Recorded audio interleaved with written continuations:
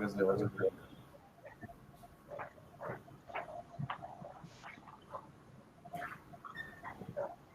Namaskar and a very good evening to all of you. This is Shilpa Bhavna welcoming you on behalf of Global Compact Network India to this Gender Equality Summit 2021. And friends, I really take this pleasure to just share with you all that on this fourth consecutive summit, like we all are feeling really powerful because when we are talking about women, we are talking about their powers, and really when we are talking about new challenges and new opportunities for them. So it has given us a new path to walk on. So, like we had started this summit, this fourth consecutive summit yesterday, and Srimati Smriti Zubin Irani has was there in the inaugural session, and she has given a lot of inputs. After that, we had a lot of meaningful discussions in the plenary sessions and then spotlight sessions, and we also had a fire talk with some of the personalities. So it was really beautiful and it was really empowering. And now we have come up here at the valedictory session. And in this valedictory session, we are just gonna look back and see what all we have done, not only into the four summits, I'm talking about this fourth summit only. So like yesterday, today in the morning, we have discussed a lot of things. तो उसमें से क्या क्या हमारी की takeaways हैं जो रहे हैं और क्या क्या ऐसी चीजें हैं जो हमें आगे हेल्पफुल रहेंगी to take this thing further and to explore new horizons, because I feel that if a woman is ready to take up a challenge, she can be limitless. So let's see how we'll take up this valedictory session's key takeaways. And let me please invite over here, firstly, for the key takeaways of this fourth Gender Equality Summit 2021. Please join me in welcoming the Director, Deloitte India, Shubha Srinivasan ji. Please put your hands together, my dear friends. And also, you have got the virtual claps if you would like to use it over there with the emoticons. Thank you so much and welcome, ma'am. Yeah, thank you so much. Firstly, we would like to thank UNGCNI for involving Deloitte as a knowledge partner for the Gender Equality Summit. We've been a part of this from a very initial, from the first summit, and it's great to see how the summit and the topics we're discussing has evolved. We've had great speakers and amazing thought leaders come and talk to us about what the gender challenges are and what are some of the gender specific policies and interventions that we should look at introducing during COVID and in a post-COVID situation. Also, I have three key takeaways to share. First is, of course, what has been interesting to observe is that there's high awareness at the extent of the gender gap which exists today due to the COVID. It has widened even more, whether you look at loss of employment for women, wage loss, specific social issues such as the shadow pandemic, whether it relates to domestic violence, mental health issues for women, and then the health aspects where we've seen challenges with maternal and child health, reproductive health, or menstrual hygiene management, a host of challenges, and that is the reality. And we need to go ahead and look at both short-term and long-term solutions to overcome some of these negative realities. But that is the adversity part, and what has been most interesting to observe at the conference is what is the opportunity. And it was great to hear from the government, from Honorable Minister Smriti Zubin Irani, on the kind of initiatives that the government has introduced specifically for women. And it was heartening to see the kind of health initiatives, specifically the menstrual hygiene management initiatives that the government has launched. And that's a key takeaway for others to learn on the model and how it's been implemented at scale. And it was great to see some of the corporate initiatives, whether to engage women in the workforce or to go ahead and look at initiatives in the community through their CSR activities and how they were gender specific and help to shift, employability outcomes, innovations, and entrepreneurship. It was great to see all these examples and learn from it and how to scale such initiatives. And the last takeaway is what has been the differentiator in overcoming this challenge? I think to look at digital solutions which have bridged the gap. Those were very interesting to learn about, whether it was Deloitte's own world-class initiative, or if you look at a platform which helped women have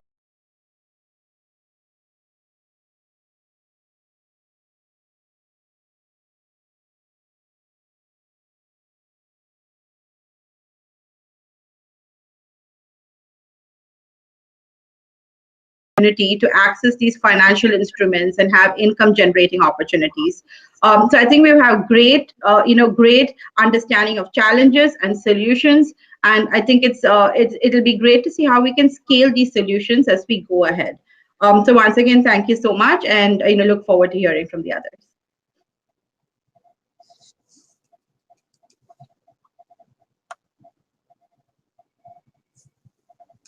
Shilpa, you're on mute. Thank you so much, ma'am. Thank you so much for giving your enlightening words. And in these key takeaways, I think we have just gone back and everything was just in a flashback in front of us. Thank you so much for taking it out for us. And now, my dear friends, as we always talk about the things that we take up, that we want to take up in future. But some other time it happens like, no, maybe I'll be able to do it, or may not be. But what we need to understand is, like, as men are from the earth, then women are also from the earth, right? So we have to deal with it. So एक छोटी सी बात है जो हमें समझनी बहुत जरूरी है, that if someone doesn't believe in your power, you need to believe in first, and just don't bother about the other people, because ये बात हमेशा कही जाती है कि तू पत्थर की नोक है, मैं पानी की लोच, तू पत्थर की नोक, मैं पानी की लोच, तेरी अपनी सोच, मेरी अपनी सोच. तो सोच का ही खेल है. Once we have that transformation in our thought process, we can do it all. So with that, I would like to invite on for the special address the Director HR, Indian Oil Corporation Limited, Ranjan Kumar Mahapatra ji. Please put your hands together for him. Welcome, sir.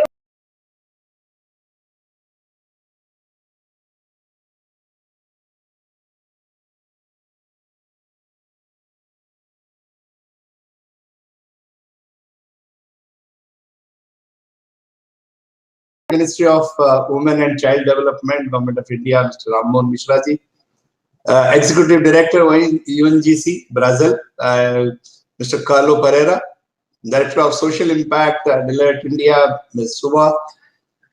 ED, GCNI India, Shabnam Siddiqui ji, and all the other participants of this summit. To start with, let me first tell you that I'm missing my friend Mr. Kamal Singh, because exactly almost a year before we were here and I was in the same valedictory address. I was in the session, I was present, and on his request, and I was available. So I'm missing him. So Kamal Singh, wherever you are, my prayers for you, and you must be seeing.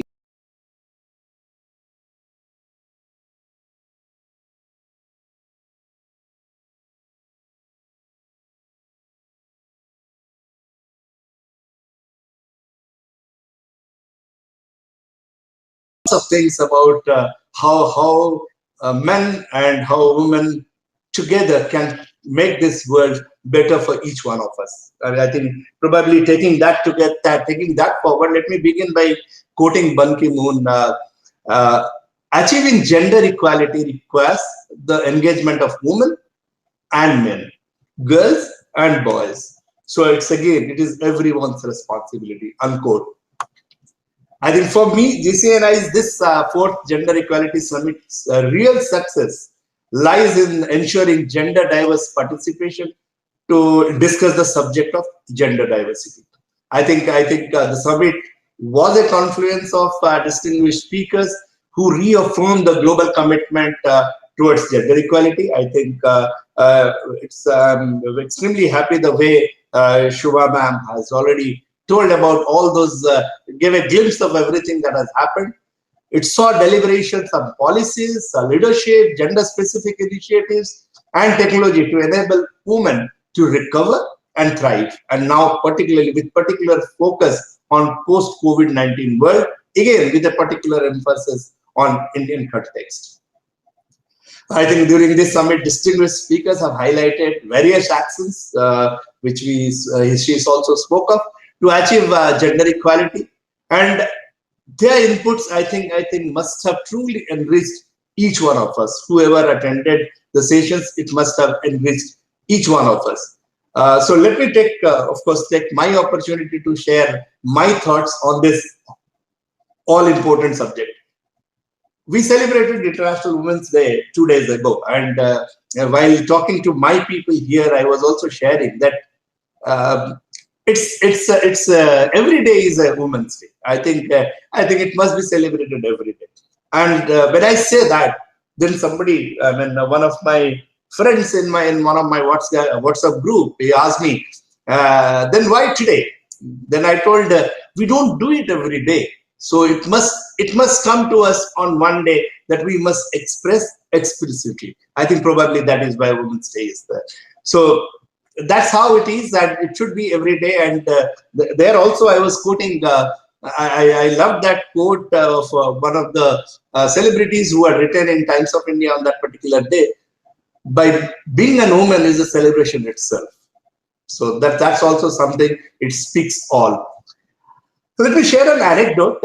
Of course, I have been interacting with many women colleagues of ours, professionals, even over the last 2 days on the day of International Women's Day. I had an interaction with top women leaders in our company, very senior officials. One of them really cited one of the experience which has stayed with me. She mentioned that when she was young, at that point of time, it must be end of 80s or so, when she had joined, she was the lone woman. And when she would attend any office evening get together, none of the men would sit next to her. And she was the only one, and she felt ostracized. So what did she do? I was asking, and what did she say? She said, I took it upon myself that let me barge into this group of men and to insist that I am a part of this group. And she says the things changed after that. And today, of course, she is one of the top leaders. She's in one of the top leadership positions in my organization. So that says it all. It is within each one of us, especially the woman, to discover the opportunity which we can find out, we can challenge those challenges which are developing at different difficult times. Let us take the example of COVID-19. When this pandemic struck, I think like me, like many of you, I also just looked at the women in my house, in my family. I could draw the inspiration from their empathetic approach across various adverse conditions in life. Things were very difficult.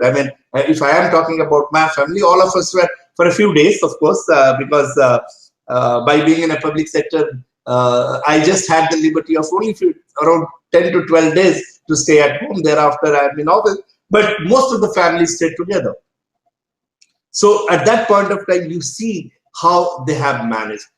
Similarly, in Indian Oil, we have seen our women employees, how they went all out and balancing homes and official responsibilities with utmost precision. I think that was to be, whether it is heading a refinery. I think being in a process industry, not that everybody was staying at home. We had almost 60% of our people who are on the field from the day one itself. We were supplying LPG to households, and in fact, LPG had the peak demand during that period. Everybody stayed at home, so LPG demand went up by almost 28% during that period. And so, for making that supplies happen, somebody has to work in the LPG bottling plant. Somebody has to ensure that it is reaching the distributor, and from the distributor end, it has to reach to the household. It is delivered at home.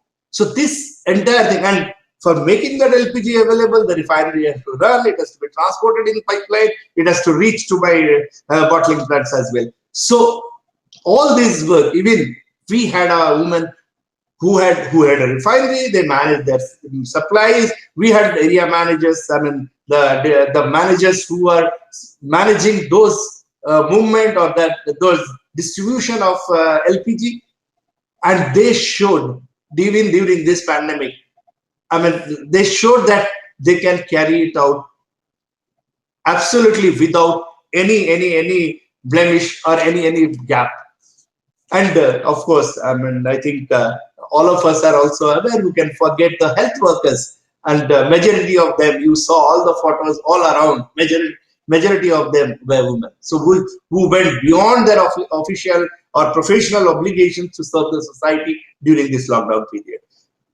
This, of course, strengthens my belief that I always keep on saying that women are natural leaders and they have this high emotional quotient.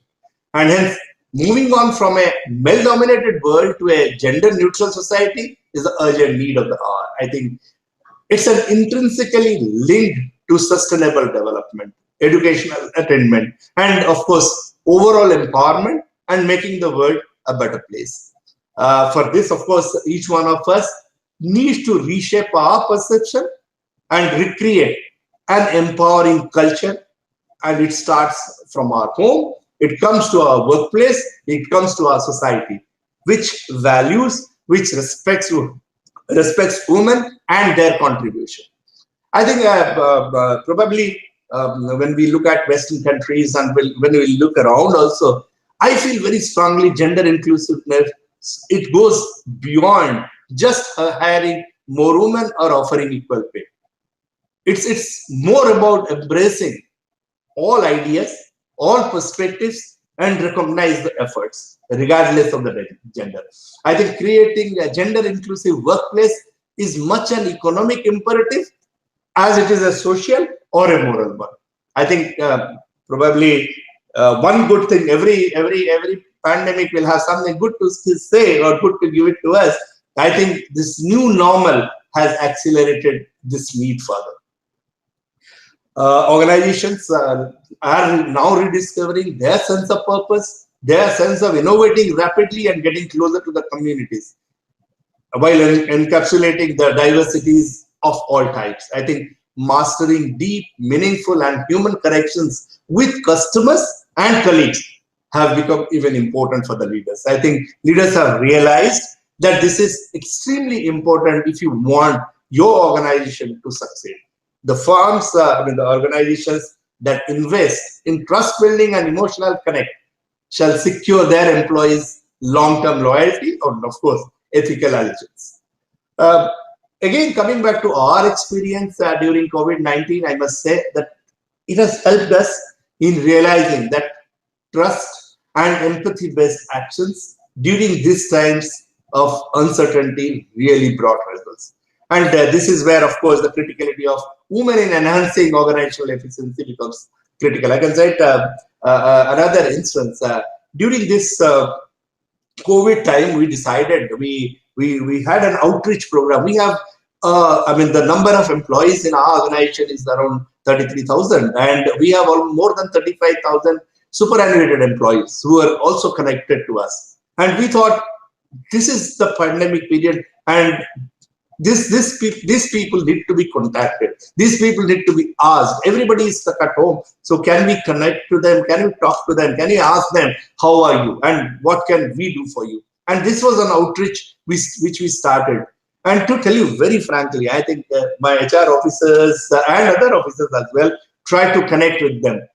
There are a number of my women officers who took the lead in this. And I think I received several messages. I received compliments from our superannuated employees, but I believe very strongly that it goes to each one of them. And it goes the way they converse, the way they showed their empathy, the way they address their issues has been phenomenal. I think this is something, although being the Chief People's Officer for the organization, I got the benefits or I got the accolades, but it all belongs to each one of them, particularly to my women employees who connected with them. I think Shubha ma'am was also talking about this employee psychological health and well-being. I feel there is an imperative to expedite this transition towards a gender-neutral and gender-diverse workplace. I think this is where we have to, every organization has to work tirelessly on this. I do not want to go further. I think I would rather like to listen to all others as well. This is all from my side, but just before I wrap, let me quote again Michelle Obama. She says her sentence, in fact, her quote is really very dear to me. Quote, "No country can ever truly flourish if it stifles the potential of its women and deprives itself of the contribution of half its citizens." So prophetic, so true. Thank you very much. Thanks once again to GCNI. Thanks everybody for giving me this opportunity. I think we have to move together.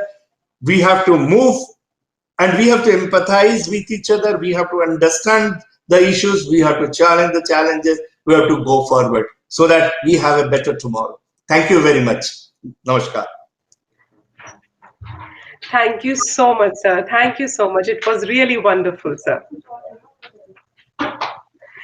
And my dear friends, as sir has also rightly put it, that, this whole world, like when we talk about the women, we talk about the half of the population.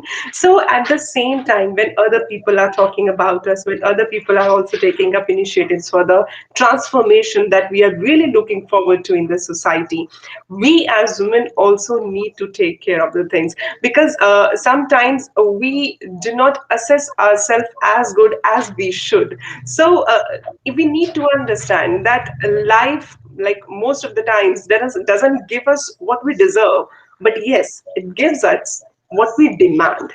So it's always good to demand. So it's okay if you are being a little possessive about what you want, how you want to take your life further, how you want to take your professional life, how you want to take your things, your professional outcomes for further. So it's okay. So just don't be apologetic about what you want. So just be upfront and tell about that, and surely you are going to find an answer. And this is what we are targeting in this gender equality. So my dear friends, for the address on the target gender equality, I would like to invite now the Executive Director of UNGC Brazil, Mr. Carlo Pereira. Welcome, Mr. Carlo. Thank you very much. It's a pleasure to be here, and I use it. Life doesn't give us what we deserve, but what we demand. I really like it. Thank you very much. And first, I'd like to congratulate and the Global Compact India, Shabnam, for the invitation also. And it is a incredible event, I must say. You know, yeah, we do all their efforts to make it a big success. Yeah, we do such a big events in Brazil as well, but this one, I have to say, I'm like, I really excited to the results and the program, and also all the publications, everything that we were able to talk and publish and everything else. So thank you very much for the invitation again, and congratulations again for the event. What I want to say is, of course, because of the time zone, I didn't have the opportunity to see the program. When I say to watch to the panels, but I could see some summaries and also the publication of Deloitte and Global Compact Network India. And it's amazing. It's amazing, I have to say. And we need a publication like that in Brazil. We don't have it. And because, as you know, we face, I think, similar problems when it comes to gender equality, India and Brazil. And as it was in India, here in Brazil, the pandemic hit us hard, and I have to say now harder than any place in the world. So as you may know, for example, our new cases, daily new cases are higher than the US, for example, which was the highest. So now Brazil is the highest one, like 4 or 5 times more than India, for example. But you have to remember that and I'm talking about absolute numbers. So we have to remember that our population is much smaller. So, and we are not still in the worst part of the pandemic in Brazil. So that's very concerning, and that talks very much to our topic here today, because as you know, women in Brazil and everything, and also in this pandemic, women are disproportionately impacted. So, for example, 8% of our frontline workers are women.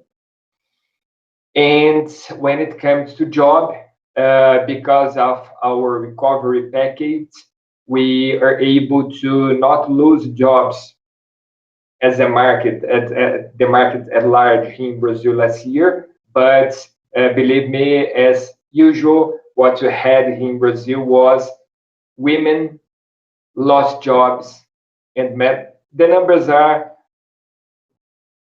men were able to occupy more, like 200,000 jobs and vacancies, and women lost 90,000 jobs. And for us in Brazil, it's a large number. So in everything, again, women were proportionately impacted. For example, when it comes to domestic violence or violence against women, it rose a lot in Brazil. And usually people think that Brazil is a very open country, but it's not. It's very conservative. So as you can see, for example, only to give numbers, I like numbers. I'm a chemist, so I really like numbers. And only to give some numbers, since the 90s, we have more women in universities than men. So I'm talking about 30 years ago, 30 years ago. But, for example, when it comes to the whole market, so we have like 50-50.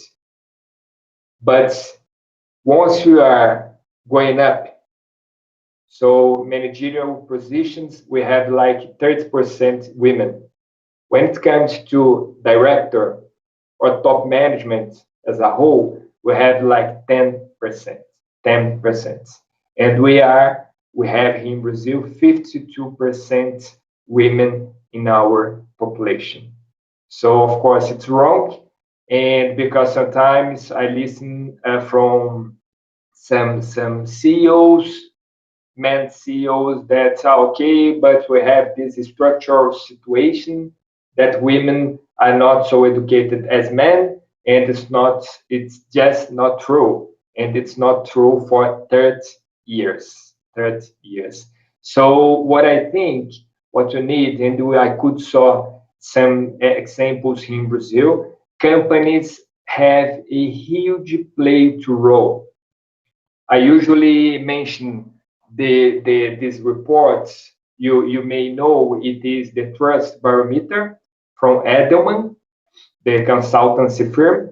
And I really like that numbers because what they say is that 8% of the population in Brazil, but it's an average in the whole world, 8% of the population in general wants top management, business leaders, CEOs to go to the front line and to talk about societal problems. And those issues doesn't necessarily must have a relation to the core business.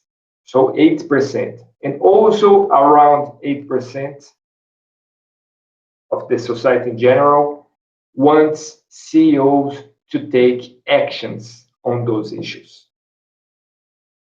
So what I'm saying is that we have nowadays, I like the Mr. Hengen a speech when he says about, for example, we have a moral imperative, but also a business case here. And what I'm saying is, so we have, as business leader, we have the pressure from society. It's It's there, it's higher than ever. And at the same time, we have the pressure from the financial sector.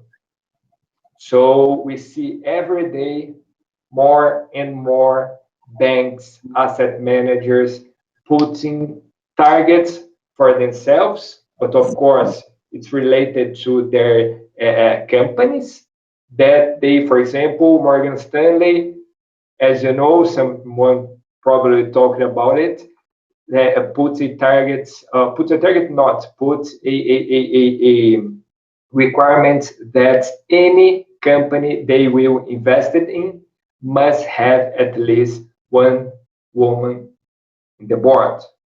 Of course, it's still too few, but it's a beginning in some place. It's a beginning in some place. Like here in Brazil, again, we have less than 10% women in the boards. And we must remember that this number is not give us the real truth, because 10% considering all the women that are part of that family in family business. When you take out the family businesses, so the number is around 6%, 6% against 52 women in our society. And what I want to say is the Bank of America released last week a report on women, and what they say, that number that they always release around how much the gender parity would input as GDP in the world. And the number this year is $28 trillion, US dollars, 28. And that means that, for example, last year, as you know, the GDP decreased in the world 3.5%. Brazil was around 4%. So I really believe that if you want to really overcome this crisis, and of course, not only because of this, but if you really want to overcome this crisis, if you really want to have a more just world, we must achieve gender equality. And I'll finish talking about very quickly about the target gender equality, because as managers, as business people, business women, businessmen, we know that if you want to really manage something, we must have indicators. And if you really want to achieve something, we must have targets. That's why I think it's special when it comes to the target gender equality. Because, of course, we didn't reinvent the wheel. What we did was we still use those tools that are really useful. So, for example, women empowerment principles assessments, and everything else. But now we put a challenge for companies. Of course, the program has capacity building, mentorship, and many other things, but now we put this challenge for companies to have a target for women in leadership positions. So here in Brazil, what we did was we obligate the companies, if a company wants to join the program, the target gender equality, they must have a target. So, for example, here, as I said, we have around 10% of women in leadership position. So they had to choose between two targets. Either 30% in women in leadership in 2025, or 50% in 2050. It's a lot. It's a lot because companies have 10%, 15%, and they must go to 30 or 50% in less than 10 years. But many companies accepted that challenge. So we have now in Brazil like 21 companies, big companies. In the whole world, there are more than 300 companies in 15 countries. It was 2020. Now 2021, we have 52 countries. 3 times more. 3 times more. A little less than it, but it's a huge increase. So that's my first speech. What I want to say is we have the tools. We have, of course, women are demanding. What we have to change is our culture. Our culture, and I'm not talking about India. I'm not talking about just Brazil as well. I'm talking about the whole world. You know, so we know we have like unconscious biases. We have many other situations that block women to go up when they want to. So what we want is to really internalize in our companies, internalize in our culture, and gives what women demands on this very day, the International Women's Day, Women Day, that is to be fair with their fights to have more opportunities. So thank you very much, and I'll be here for the rest of the panel. Thank you.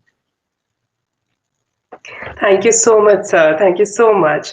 And you have correctly mentioned that transformation is taking place step by step, little, but yes, it is happening. And when we talk about the transformation, it is actually not just a one-day process. It's a long process. So slowly and steadily, we are going and we are reaching over there. And it's actually fine also, because going by steps, going by stairs is always good rather than going by lift to a height, because if electricity is gone, your lift may stop, but stairs are always there, so you can take the stairs and you can reach to the height. So thank you so much, Mr. Carlo, for joining us over here. And now, my dear friends, I would like to move on to our next special address, and that's special address is from our guest of honor. And before I invite him, I would like to tell this on behalf of all the women, especially who are the participants over here, and the ones who are going to get the message out of this Gender Equality Summit, कि अभी तो असली उड़ान बाकी है. अभी तो असली उड़ान बाकी है, जिंदगी का असली इम्तिहान बाकी है. अभी तो तोली है मुट्ठी भर जमीन, अभी तोलना पूरा आसमान बाकी है. So ladies, buck up yourself. You have to go a long way. And yes, government and private sectors, they are ready to make it happen for you. My dear friends, please welcome our guest of honor today, Secretary, Ministry of Women and Child Development, Government of India, Mr. Ram Mohan Mishra. Welcome, sir. We give a clap for you. Welcome, sir. Namaste. So at the very outset, I compliment GCN for this very wonderful summit. And I also express gratitude on behalf of the ministry, because we are a very core beneficiary of this entire discussion. And I keenly look forward to these 2-day deliberations, the sum and substance of what was discussed and what are the recommendations which have come up and what are the suggestions which have come up from the community of participants. Now, Shilpa ji was telling you that the gender equality is about half of the population of the world. I would like to submit that this is about better half population of the world, not just half of the population of the world. And, beautiful. When I say this, there are reasons for this, because we often say that women have to be given equal opportunity for men. That, of course, is a very, very important agenda. what I would like to say that men can never be equal to women in some aspects, at least. Like a man can never be a mother. And being a mother is very, very special for all human beings. The kind of care and emotion and the vatsalya, as we call it in our culture, which exudes from a woman as a mother, then there are so many other facets of a woman, not only just a mother. And that is something very special. So that's why in our culture, ladies and gentlemen, in the olden times, our rishis, they gave a mantra for our success and for our well-being. And they told us that yatra naryastu pujante ramante tatra devata. Meaning thereby, they say if you want to create paradise on the planet, just have respectful attitude towards women. And that will take care of so many other things. So one facet of what we're discussing is giving more tools, giving more skills, giving more education, taking better care of nutrition of our girls and women, taking care of health, nutrition and education, as I said, better skilling. That is one part of it, which is very much essential, because many times not doing so is not only depriving our women, better half of our society, but it is depriving us. The men are depriving themselves if they are creating conditions for not giving rightful place to women, because if better half population of the world is not able to contribute in the most optimum and efficient manner, then the loss is collective. And loss is of both men and women. Loss is at the national and entire society level. So you will be delighted to know, in the morning today, in one of the organizations of the ministry, they organize a program called Men for Women. And it's an important aspect of what we are doing, because it has to be collective endeavor, as I said. It cannot be, Shilpa ji was saying that women many times they are not aware of their strength, they are not aware of their possibilities, they are not aware of what they can do. It is true, because many times, if we are not aware of our own talent, of our own genius, of our own possibilities, we are not able to offer it to the community. We are not able to offer it to the society. So that's one part of it. Second part is that even if I become aware of my possibilities, if the ecosystem around is not permitting me to express those contributions, to make those contributions, then everyone is deprived. So our Honorable Minister must have already shared with you in the morning yesterday. We have taken a series of measures at the level of policy, at the level of program, at the level of schemes and interventions. And we are now trying to put in place a very comprehensive ecosystem where we are able to create capacities.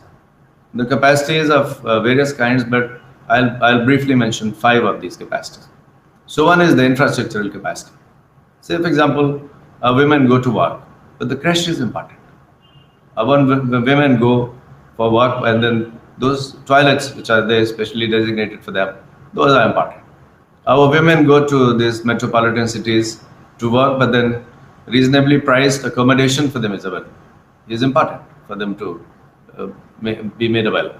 So there are a series of other measures for infrastructure, and you will be delighted to know that we have now a program which is now targeting these kind of facilities. The second is the institutional. Mention was made, as Mr. Mahapatra gave a very detailed account of what the corporates are doing. Some very great contributions many corporates are making.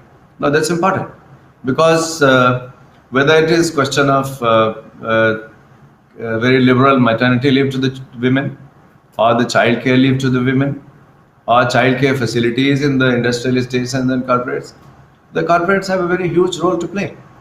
And not only that, when we are running these institutions, particularly in government, CSR support, even if it is not for money, but at least for human resource, building motivation, building those best practices and processes.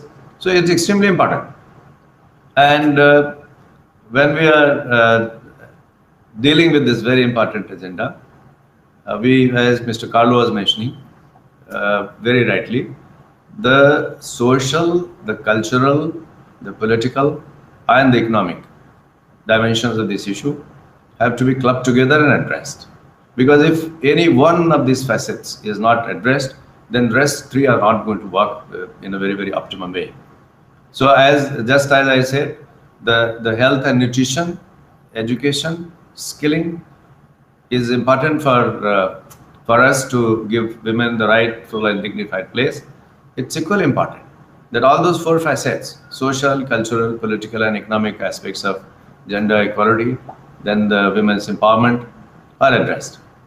And while this is being done, it's also equally important that the short-term, medium-term, and long-term perspective also is brought in very carefully.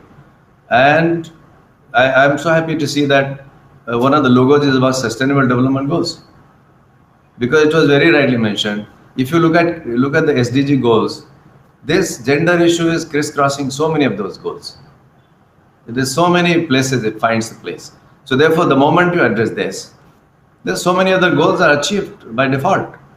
So it is not only a very, very laudable work and goal by itself, but it has a huge multiplier effect. It's a force multiplier. And therefore, this clarity about the aspiration in the long run, aspiration in the medium run, aspiration in the short run, not only has to be built up, but also it needs to be documented. It needs to be communicated to all the stakeholders.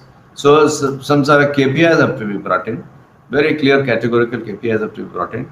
And we like to share with you, we had set up a task force for the gender budgeting. So we've gone very deep into this entire issue of investments around ensuring gender equality, the gender issues of gender to be addressed. And this aspect of policy advocacy, policy is being re-engineered, but the investment advocacy and investments being ensured in all these facets of women empowerment and gender equality, this needs to be addressed in a very, very holistic, very, very comprehensive manner. And this is a global summit. There are always in these networks the possibilities of learning from the best practices in several countries and nations. So the GCN, I'll also look forward. Whatever learnings are there globally, we need to get all those learnings together. Whatever effort we are making, our Honorable Minister mentioned, and I just like to put before you is, we are following a complete ecosystem approach to handling the issues which are on gender, so that all facets of the help and contribution which is required for this issue to be very effectively managed, they are put in place. And while this is being done, also life cycle approach is being followed. So if it is about the gender, then the journey starts at -1, then through the pregnancy of the woman, then through lactation, through this early child care, and then after the child development during the schooling, then the adolescence, and then you have youth, you have a woman again, and then the cycle again begins. So, ladies and gentlemen, this is a very, very important subject, and I'm so happy that so many learned people have already made contribution. And this forum, since it's a sustainable and continuous forum, so this is not just that we have a 2-day summit and then it ends. That's not how the GCN works. So in this very, very important UN forum, the effort I am sure would be to not only learn from this 2-day deliberation, but map all this. And then mention was made about Deloitte having done some very great work. I would also look forward to getting in deeper detail of what it is and also benefit from it. And this is where the institutional partnerships, as I was saying. So whether it is government-to-government department partnership, or it is public-private partnership, or it is private-private partnership, and even in the global context, like say the issue was made about women's economic empowerment, so enterprise. We all know that COVID has created several problems, but it has brought new dimensions to the way we work. This entire dimension of gig economy. And this is where women, whatever disadvantage they had vis-a-vis men earlier, work from home has become more of a possibility during this COVID time. And the digital connect, the moment we remove the barriers of digital divide, so we have a digital India mission, and under that we are taking measures to take care of those divides. And this is where the partnership of the NGOs, of the CSR fraternity, of the corporates, of the government institutions, and together we create this matrix of convergence. Together we create a kind of benchmark of aspirations, which are long-term, medium-term, and short-term. And then collectively, we have a sense of shared responsibility. I am sure nothing is difficult. And I am very sure that this dialogue today, this summit today, is going to be a very key milestone in our journey towards gender equality. We would be more than happy to share what your humble work we are doing in this field, and we also keenly look forward to benefiting from friends across the globe in various countries and various institutions and organizations. And with this, I am once again very grateful to the GCN for having invited me to this very, very important dialogue, and look forward to further opportunities of collaboration and working together. Thank you very much. Very grateful. Thank you so much, sir. Thanks a lot. And sir, I would really like to mention that how you have started your words, like with the mother, because mother, like either you be biologically or through heart, it is just about nurturing a life. And once a lady is ready to nurture a life, that means she can nurture herself as well. So thank you so much, sir, for these wonderful words and the opportunities that you have been placing on for the women. And I would say that you people are taking up the initiative, and ladies are ready to like just go further with it. Thank you so much, sir.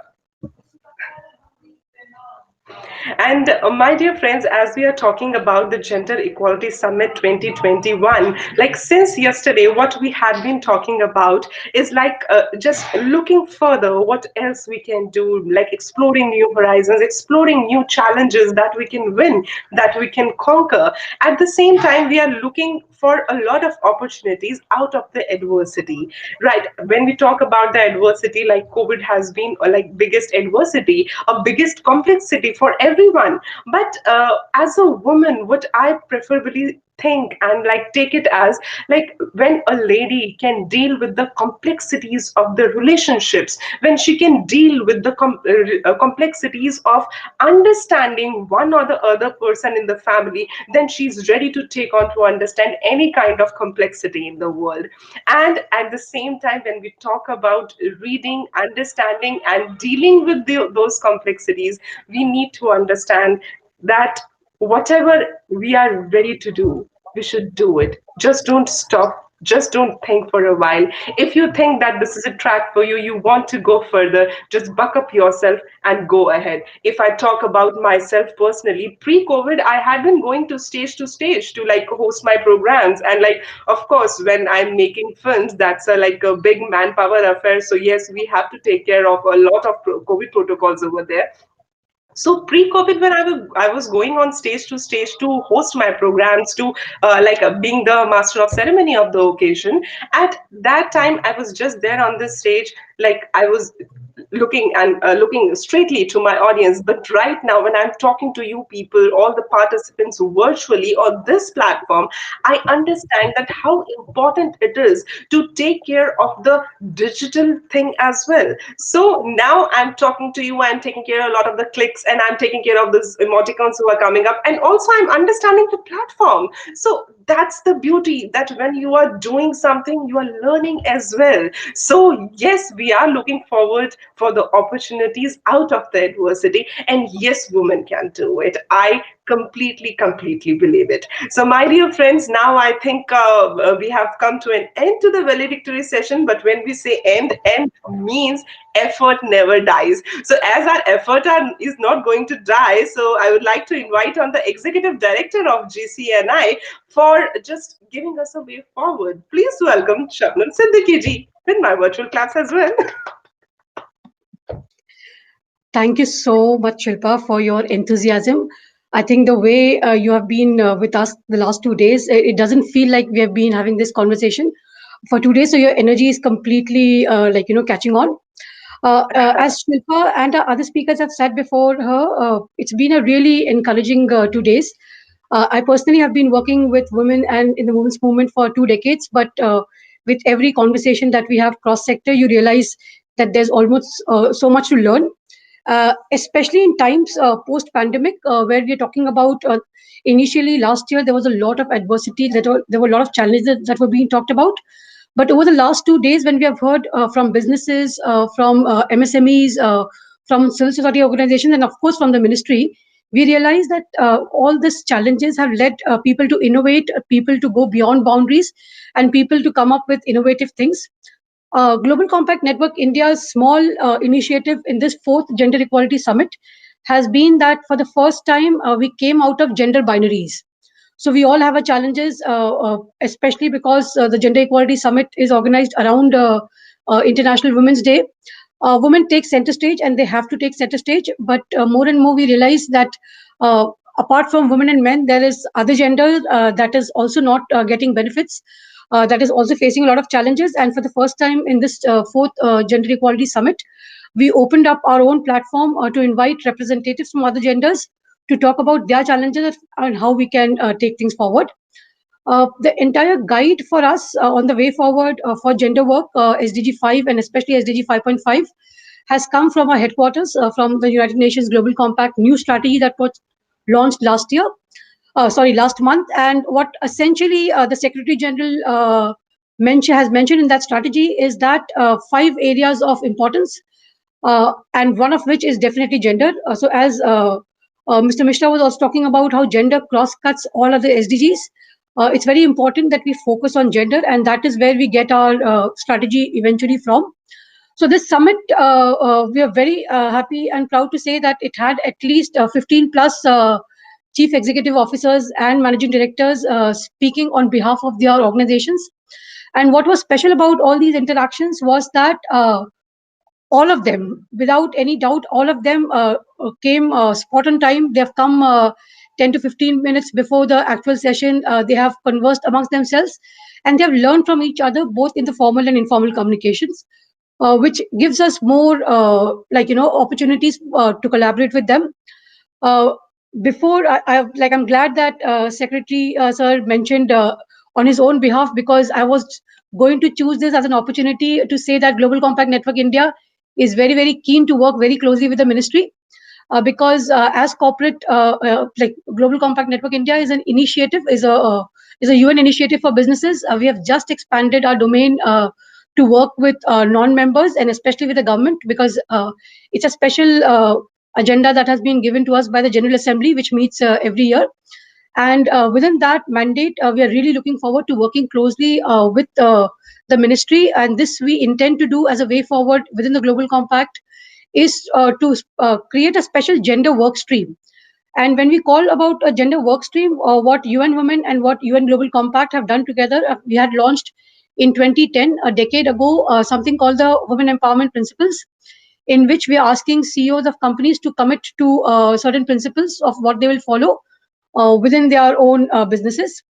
As my colleague from Brazil, Carlo, mentioned initially, what Global Compact did last year was step up from the principles, and we have given companies ambitious targets.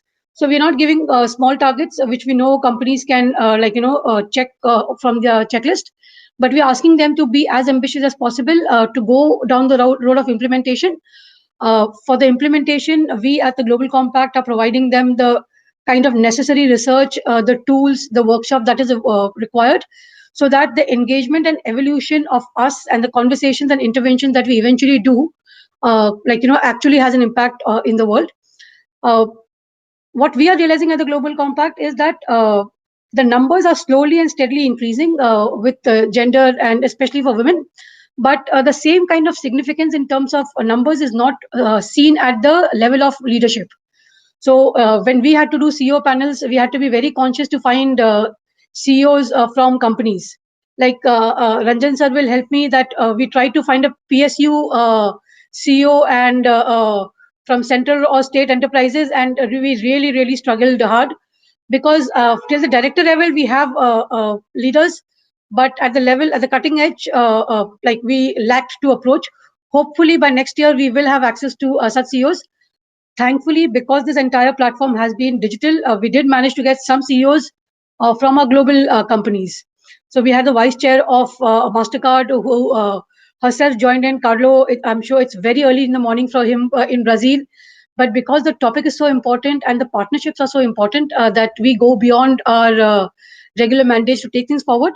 So with gender, I think at the Global Compact, what is very essential is this entire collective action.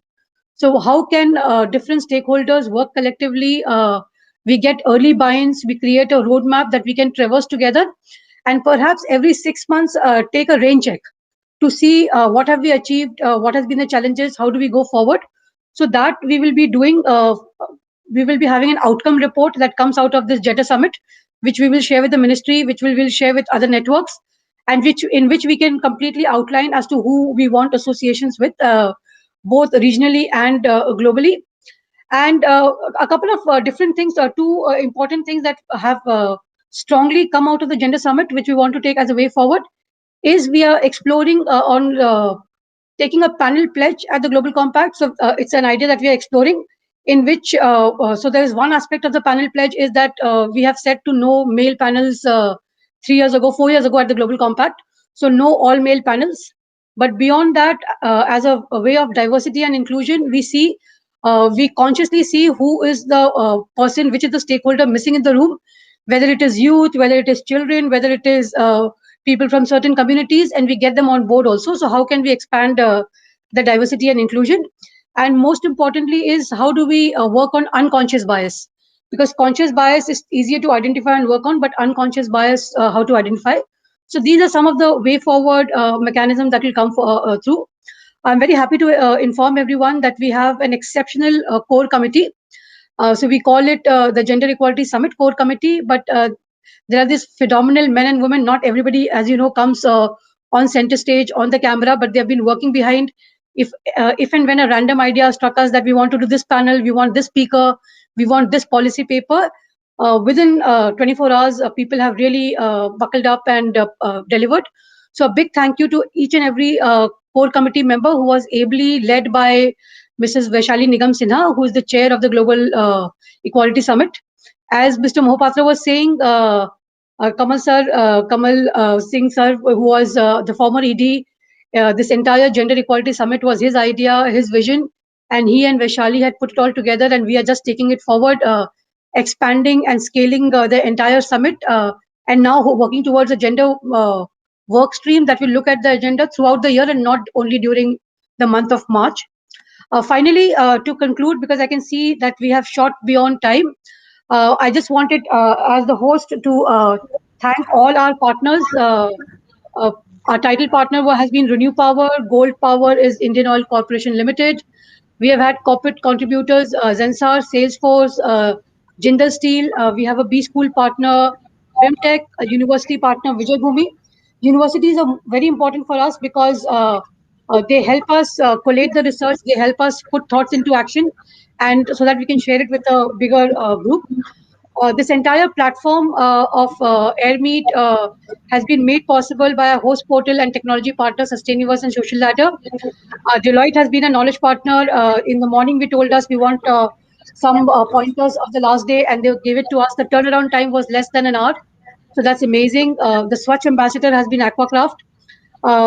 This is the first time, because it has been a digital summit, we have had quite a decent coverage throughout different media channels. So our print media partners have been Dainik Bhaskar and Business View magazine. The digital media partner is She the People TV. Sustainability partners SDG Chopal, magazine partner CSR Times. Outreach partner Power Talk with Archana. And last and definitely not the least, the entire Global Compact Network India team, my team that sits with me in office, right from Asim Kumar, Deep Chandra Papnoi, Somnath, Tamanna, Ankita, Arya, Panchali, Rajendra, Raj. That's the Global Compact team, but we have two exceptional girls in Sustainiverse, Ankita and Rashika. We have our host Shilpa. We have Vaishali's team of Dipankar and Jitendra and Arijit. So many people at the back of it, which ensured that we come up with a good show as such.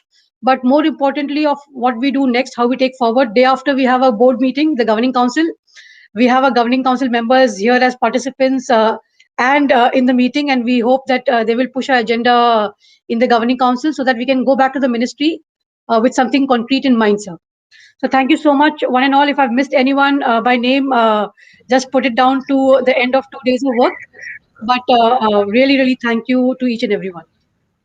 Shilpa, over to Thank you. you so much, Shabnamji. Thank you so much. It was really good, and the way you have put it, rightly put in as like a way forward. So thank you so much, Shabnamji, and to all the participants and to all the panelists, all the people who have helped us to put this entire Gender Equality Summit 2021 to be together on this platform. And even we are doing it virtually, but it has been so candidly done with the support of all you people.